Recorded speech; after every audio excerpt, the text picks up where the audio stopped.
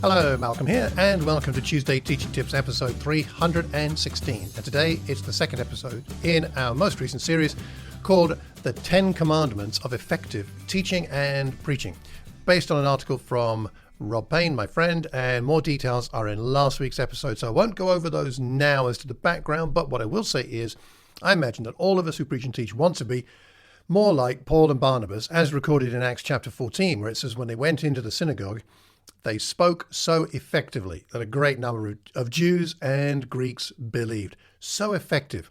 You and I can teach what's accurate, but is it being effective? And that's what this series is really all about, helping us with our effectiveness. Today we're looking at the first commandment. It is this: know thy content, backward and forward, for your students' respect and attention begins here. Students are pretty good, aren't they, at detecting whether we really know what we're talking about? Knowing our content, so important. But before we go on to some practicals I have for us, it's important to grasp 2 points. I'd say firstly this: mastering your content is not the same as mastering a topic. The content is what you've got in your lesson. The topic could be massive. You'll never have it all in one lesson, and you'll never have it all in your own mind and heart. The reality is that none of us ever know everything it is possible to know about a subject, whether it's a passage of scripture or a theme of scripture or a doctrine. There's always more to learn. However, although you can't learn everything about a topic, you can master the content of your lesson. And that's what we're talking about here today, a slightly narrower point. Now, what is content, by the way? Let's just discuss this also. I would suggest this: that content of a lesson is a combination of what you want your listeners to interact with. In other words, the facts, the information you feel will be helpful to them and to which you hope they will react. And also the material that you hope will aid their interaction with that information. So things like illustrations, stories, visuals, all that kind of thing. Just as a brief example, I'm studying Acts chapter 2 right now for a sermon next Sunday for the North region of the London International Church of Christ, and I'm very excited about it. And as I'm looking in Acts chapter 2, I see that Peter does this. Peter's speech causes his listeners to interact with the facts of the death and resurrection of Jesus. They come to an understanding of the implication of those facts. You crucified him. And they are then spurred to take action. 3,000 are baptized that day. Now, and Peter uses a combination of ways to get that across. He uses Old Testament prophecy from the book of Joel. He talks about King David. He talks about he appeals to their own experience of things they already know about Jesus and what they're seeing there that actual day with the Spirit having come upon the apostles. He uses personal testimony in verse 32, and he talks about promises, motivating them with promises. Verses 38 and 39, it says he warns them and he pleads with them in verse 40.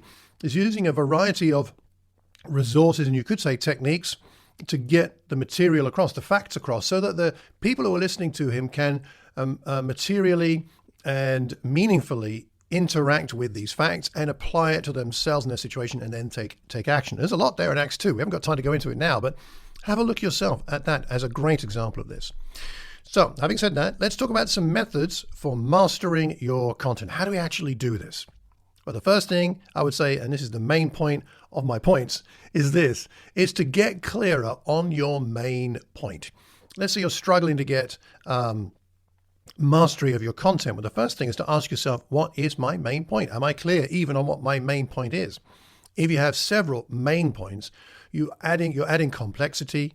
You've got a lot of interrelated material and content, and that's going to be harder to keep all that in your head as you teach. It's going to be quite a challenge.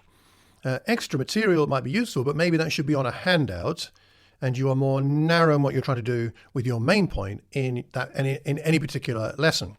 If you've got one main point and all the supplementary material either flows from it or points back to it, you'll find mastering your content much easier, as will your listeners. They will then be clear on what your main point is. Second idea: teach less material.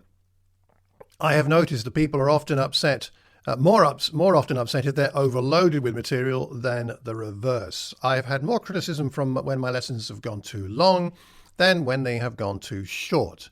The maxim, leave them wanting more, is very useful. So teach less material, you'll find it easier to master your content. And connected to that would be to teach less often. If you have a preaching and teaching team where you are, then you'll have bigger gaps between your lessons, which will give you more time to prepare and get clear on your content. Teach less material, teach less often, and also delegate other responsibilities. If other things you're engaged in are preventing you from having the time to master your material, and mastering your material is important to you, then delegate some things which will create that space, create more time and space for your preparation. Also, start earlier in your preparation. If you're going to master your material, start earlier. It's been one of my traditions in churches I'm involved with that we have a teaching and preaching series at the beginning of every year, usually January, February, sometimes January, February, March. It's 1 Thessalonians this year. For that January teaching series, I start preparing in September the previous year. So I have September, October, November, December to prepare the material for January, February, March.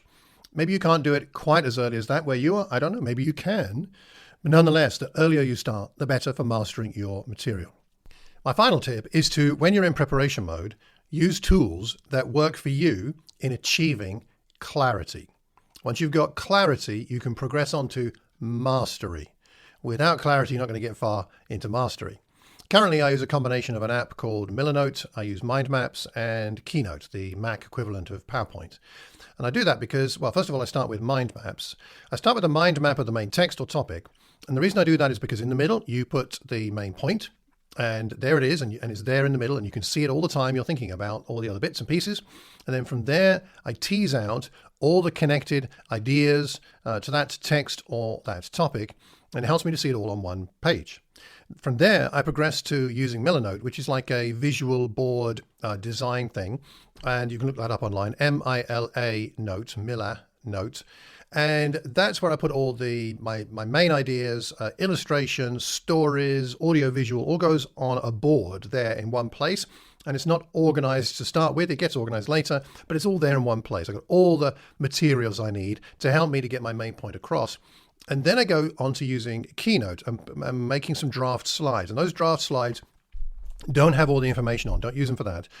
They're pictures, maybe some music and audiovisual video, a little bit of text on slides, not too much text, just a little bit, maybe a phrase, the main points. And then as I arrange those, this is great for arranging it because you can either see it sequentially like that, or you could put them in a view mode where you can see a board of all the slides and you can see them as a deck. And that helps me to see whether the flow makes sense. I've got point 1, point 2, point 3. Does that flow? And under point 1, I've got this idea, or this picture and this picture, or this illustration or this story. Does it actually help make this clearer? And as I see it, it also helps me to master it because I'm seeing something visual there, and I can tell really whether I have mastered the material, at least adequately, because it'll make sense or it won't make sense. That's what I'm doing at the moment. I have changed my approach many times over the years. I dare say I will change it again. The point is not the exact way we do it, but that we've deliberately chosen a method using apps or whatever we need to help us to get that clarity that will then lead to the mastery. So I wonder what you think of all these ideas here. We've talked about getting clearer on our main point, teaching less material, teaching less often. We've talked about delegating other responsibilities, starting earlier, and using the apps and the methods that help us to achieve that clarity to lead us on to mastery. What do you think about these ideas? And what do you think about these methods? What's missing? What would you add? And which ones interest you the most and are most useful to you? Next week, we're going to progress to the second commandment, which is proper planning and preparation prevent poor performance. And we've touched on that a little bit today, but we're going to tease it out a bit more next week. So please add your comments on this week's topic. We learn best when we learn in community, so put those comments where we can see them. If you have any questions about the Bible, drop me a line, malcolm@malcolmcox.org. If you'd like a copy of my free book on spiritual disciplines, How God Grows His People, sign up for the newsletter on my website, malcolmcox.org, and I will send that to you.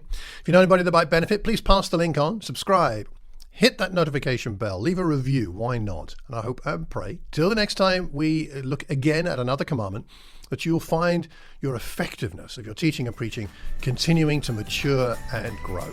Till the next time, remember, keep calm and carry on teaching. Take care, and God bless.